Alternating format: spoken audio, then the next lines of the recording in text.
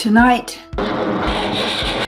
international condemnations pour in as Israel launches new attacks on Gaza Strip, killing at least 20 Palestinians. And Australian National Imams Council and the Australian Halal certification body at odds, after a report by the council raises alarm about the slaughtering and certification process, leaving the Australian Muslim community in a limbo. Later in the show, Huda Mukbil's new memoir, her life as a spy and battling internal anti-Muslim racism. You know, doing the work, putting up with all of that, and then facing a glass ceiling, that was, a moment where I thought, okay, I have to go out now. Assalamu alaikum and good evening. This is Muslim News Canada on Muslim Network TV. I'm Catherine Bullock. Israel's army has launched new attacks today over the Gaza Strip. The news comes after Israeli airstrikes in the past 2 days have killed 20 Palestinians. Smoke clouds were seen from the densely populated area after Israel announced it was targeting rocket launch sites of the militant group Islamic Jihad. In response, Palestinian militants fired back. Sirens wailed in the Tel Aviv area, warning of incoming rocket fire.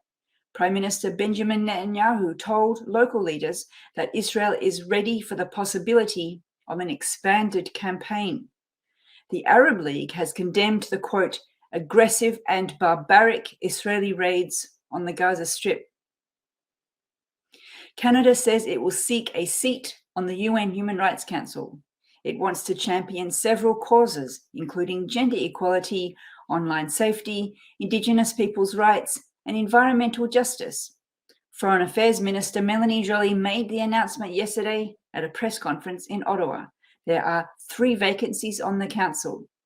Candidates will be drawn from a group of 28 countries, including Canada, Australia, and New Zealand. The council is responsible for policing human rights violations, such as the oppression of the Rohingya in Myanmar. Joly admitted that Canada has not met its human rights obligations to its Indigenous population. The Pakistani army is calling May 9th a dark chapter in the history of the country. It is warning that any further provocation will lead to a powerful response.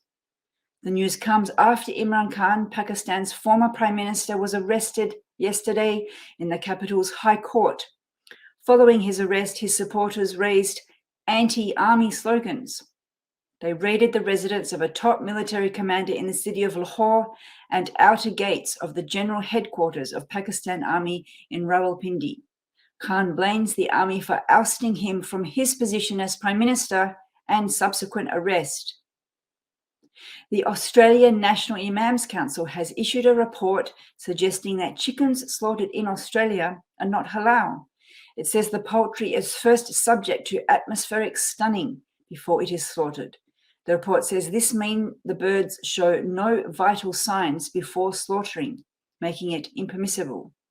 The council says that it is in talks with the Australian Competition and Consumer Commission about false labelling of halal products.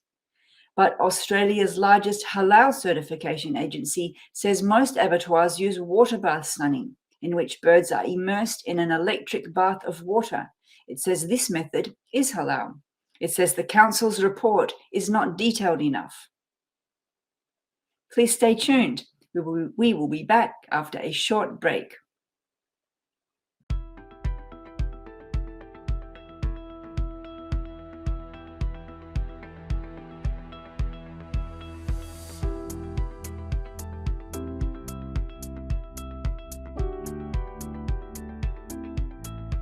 Many of us enjoy watching spy movies for their action, intrigue, and drama. But what is life actually like for spies? Our next guest has a unique and painful story to tell of her being the first Black Arab hijab-wearing Muslim woman who worked for the Canadian Security Intelligence Service, or CSIS.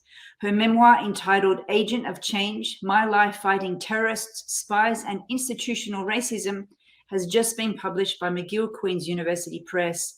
Assalamu alaikum and welcome to the show. Wa alaikum assalam wa rahmatullahi wa barakatuh.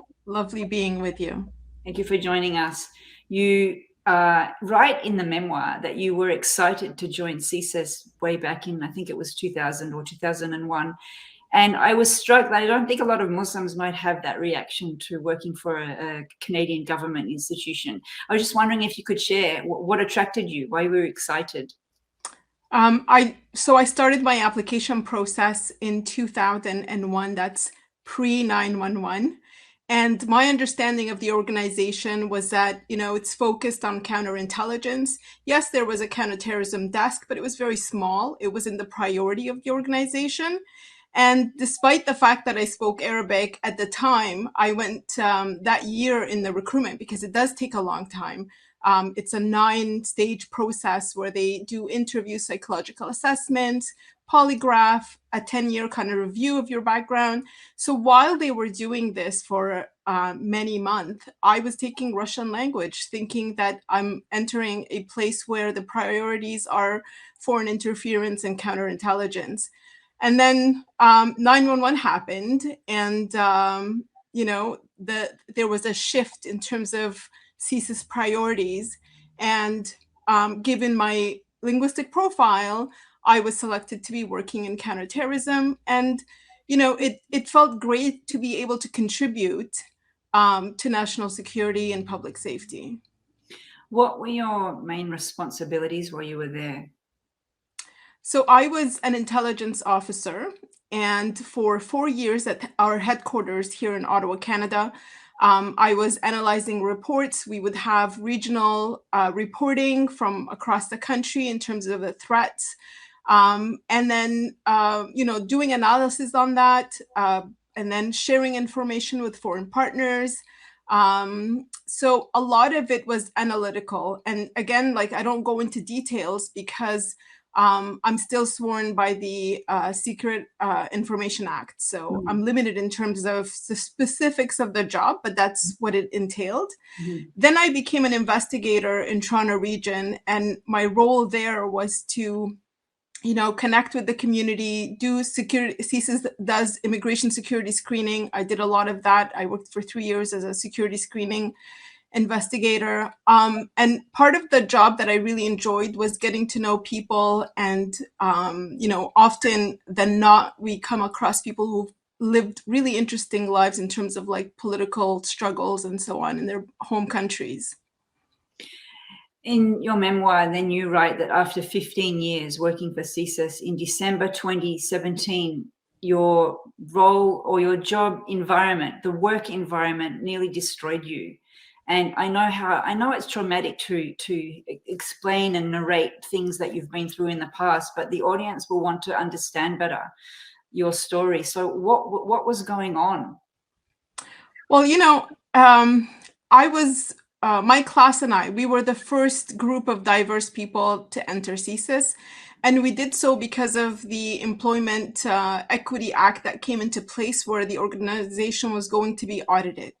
And so it didn't bother me that I didn't see people that looked like me in the organization. And I thought naturally, somehow we will get up there. And after 15 years of, excellent service, and while putting up with a really toxic police-like military-like culture, because CSIS used to be part of the RCMP, and they kept the same norms and culture and so on, like a boys club culture and stuff. So doing the work, putting up with all of that, and then facing a glass ceiling, that was a moment where I thought, okay, I have to go out now. I was challenging the organization from internally, and this was a time where it was much bigger than one event or not, but it also helped that I went out with colleagues. So there was the first Black woman, an openly gay man, and 2 other Muslim officers. We joined as a group, all of us over 15 years of experience. So, really committed to the mandate, but wanted those changes. We wanted more diversity. We wanted to end that kind of toxic workplace culture, especially for racialized and women as well. I've seen a lot of really negative comments in one of the news threads about your book. And it seems to me that a lot of people, and I already know this, I'm a white convert to Islam, but a lot of people don't know what racism looks like in a workplace. So are you able to just share with us a couple of examples? Oh, I'm sorry, like the comments. The comments you were experiencing at work, like what does it actually look like for people who would have never experienced that? Part of it was me not having a choice between being an intelligence officer and a Muslim. So because I'm practicing, I found myself at one point being called by our internal security officers and asked to they were reassessing my allegiance to the organization and to government and to my country. And I found that very saddening. So, and I was questioned, despite the fact that the organization knew and did, a thorough assessment of my background. I was asked really problematic questions like how often I pray or what my views are about Afghanistan or the Palestinian-Israeli conflict and so on. And I found those to be, really problematic, that anybody can make assessments on, based on religiosity. So